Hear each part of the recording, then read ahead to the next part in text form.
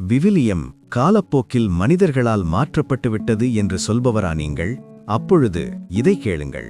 பல்லாயிரக்கணக்கான ஆண்டுகளாக கையெழுத்து பிரதிகளாக பாதுகாக்கப்பட்ட ஒரு நூல் அதன் மூலப்பொருள் மாறாமல் இன்றும் நிலைத்திருக்க முடியுமா என்ற கேள்வி வரலாற்று ஆய்வாளர்களிடையே நீண்ட காலமாக இருந்து வந்தது.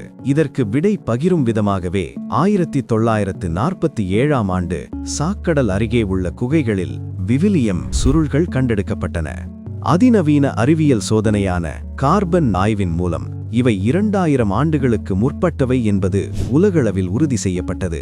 இதில் வியக்கத்தக்க உண்மை என்னவென்றால் 1947ஆம் ஆண்டு வரை நம்மிடம் இருந்த மிக பழமையான பிரதிகளுக்கும் இந்த குகைகளில் கிடைத்த சுருள்களுக்கும் இடையே சுமார் 1000 ஆண்டுகள் கால இடைவெளி இருந்தது.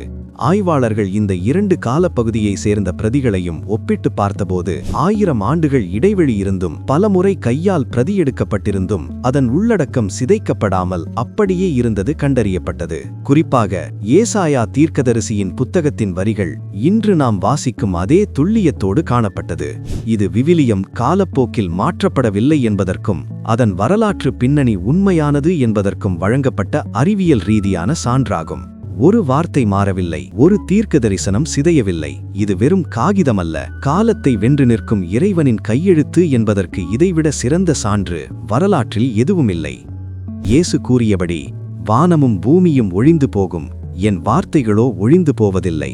வரலாற்றின் இந்த பக்கங்கள் விவிலியத்தின் மாறாத உண்மைத்தன்மையை இன்றும் உலகிற்கு பறைசாற்றுகின்றன.